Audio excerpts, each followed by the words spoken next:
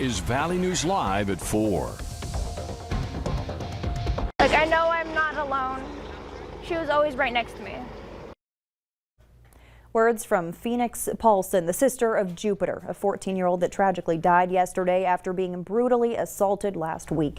Many people gathered outside Sanford Hospital today to show their support and love.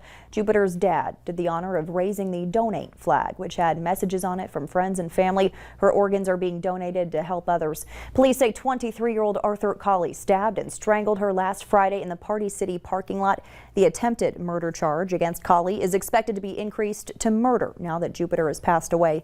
Jupiter's father says doctors are still working to preserve her organs for donations. When that's finished, they'll hold a walk of honor for Jupiter at Sanford Hospital. A police officer in Holly, Minnesota on patrol during Monday night storms caught quite the sight on his dash cam. He was patrolling Hobart Street when lightning hit the Bell Bank right along Highway 10. Another angle of the lightning bolt can be seen from his body camera. You can see sparks fly from the building and the lights on the bank sign go out after the lightning strike. The bank tells us they had some minor computer and phone issues, but they are operating business as usual.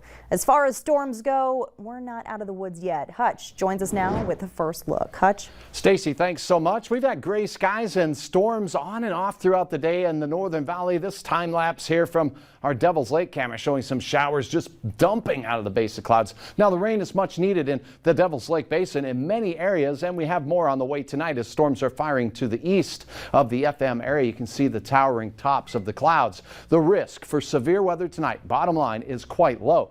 But we can't rule out with all this heat and humidity, the air you can wear out there. I'm telling you, isolated hail that could be up to about an inch in diameter, but gusty winds also a problem, where we did have storms making their way through Roseau County that did produce gusts over 60 miles per hour. So we do have that marginal risk for severe weather. That means storms kind of skirting that barrier of severe up in parts of north central Minnesota. The rest of us should be garden variety showers and thunderstorms in the heat of the day. 94 Sisseton right now, Fargo at 90, 86 for you in Jamestown.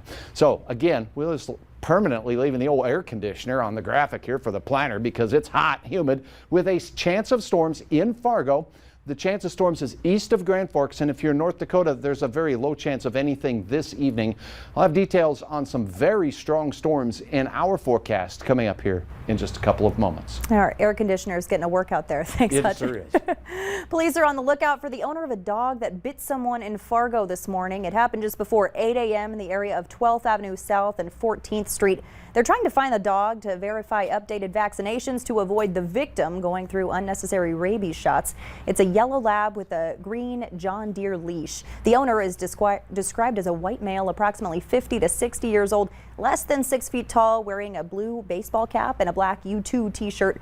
Call the community service officer number 241-8284 if you have any information. Moorhead police are investigating what was called in as a stabbing that happened last night in the 800 block of Bellesley Boulevard. One man had a superficial injury to his hand. Another man, an acquaintance of the victim, was initially taken into custody. He's since been released. Police say they're still investigating, but they don't believe there's any threat to the public.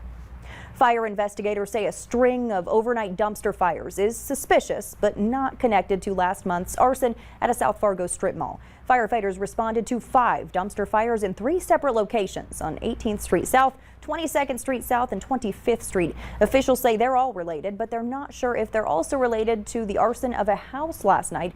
Damage at all 3 locations was limited to those dumpsters. If you have any information or surveillance video from that area, call investigators at 241-1405. Fire crews say they'll be on scene all day to contain hay bales on fire near a business in Wahpeton. That fire started just after 2 a.m. at the Masonite plant. First responders have brought in heavy equipment from construction companies to help. They're using a track hoe and 2 bulldozers to spread out those bales and try to put out the fire. They say it's a stubborn fire to get out, but no one has been hurt.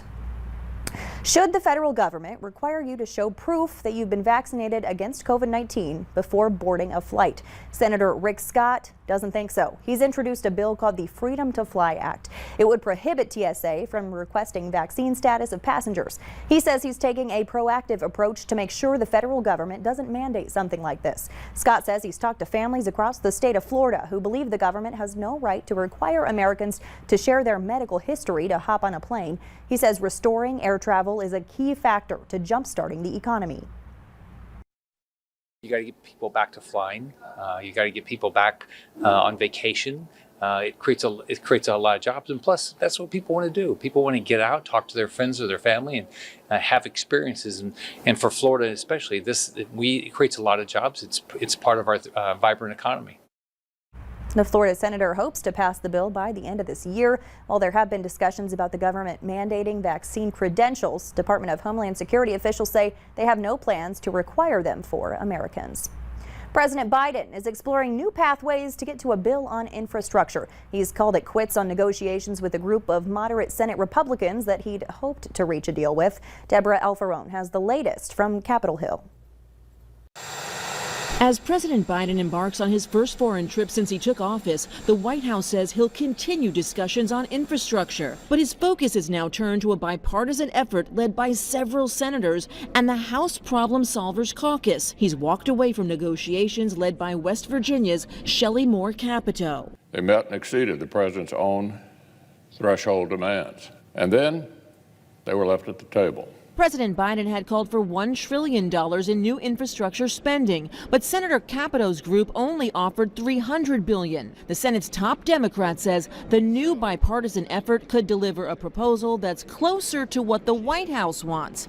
But he's also exploring ways to pass a bill without Republicans. We're not going to sacrifice the bigness and boldness in this bill. The White House says the president has spoken to Senator Schumer about possibly bringing a budget reconciliation measure to the floor this July.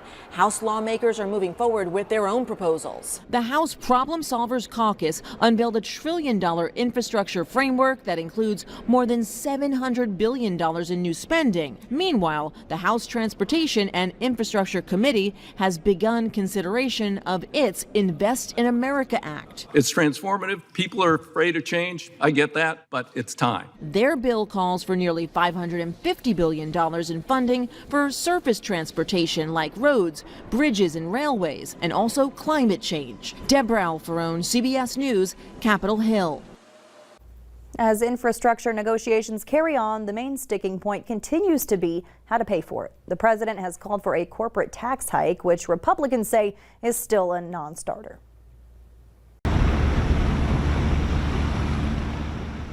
First responders practiced their tactics and communication at Fargo's Hector International Airport today. It's a full-scale airport disaster exercise involving a plane carrying 62 passengers and 4 crew members that crashes upon landing. Volunteers are participating as the passengers and crew members in the scenario. Flying is still one of the safest ways to travel. The reason we train for this is just in the event that, God forbid an event like this does happen, that we are able to really do the community a service. They do the exercise every 3 years to meet FAA requirements, and so first responders can practice their response in case of an emergency. After having to cancel last year, Rib Fest is back. Pulled pork, chicken, and of course ribs are a few things to try when arriving at the Fargo Dome. Carolina Rib King Solomon Williams says this is his first time being in Fargo for Rib Fest. He wants everyone that's been cooped up in their homes for the last year to use this event to come out for fresh air. You got to come out sometime. So pick this weekend to come out. I'm glad to be here, and hopefully they come out, they get excited, and I promise you I won't let you down. Rib Fest is happening now through Saturday from 11 a.m. to 11 p.m. each day. Gate admission and parking are each $5. Tonight, Warrant is hitting the stage. Tomorrow night, John Michael Montgomery. Friday is Low Cash, and Saturday night, Dylan Scott wraps up Rib Fest. This is the first time the Fargo Dome has hosted a musical event in almost 500 days. The Moorhead Human Rights Commission is asking for everyone to come out this Saturday for a street cleanup. The group says they'll meet at 9 in the morning on the corner of 20th Street and 20th Avenue South and will work their way north on 20th Street to Main Avenue. Garbage bags, gloves, pickers, and safety vests will be provided. You don't need to register. You're just asked to show up and help keep Moorhead clean. Coming up, a new poll shows who still plans to get the COVID vaccine and who doesn't. Next, how it has one group working on ways to get people to change their minds. And on this afternoon here on Wednesday, we have showers and thunderstorms developing in western Minnesota. That's where the chances are best tonight. Will they be severe? Not likely. We'll track these and we'll tell you when stronger storms will impact your weather. Coming up next. It's Wednesday?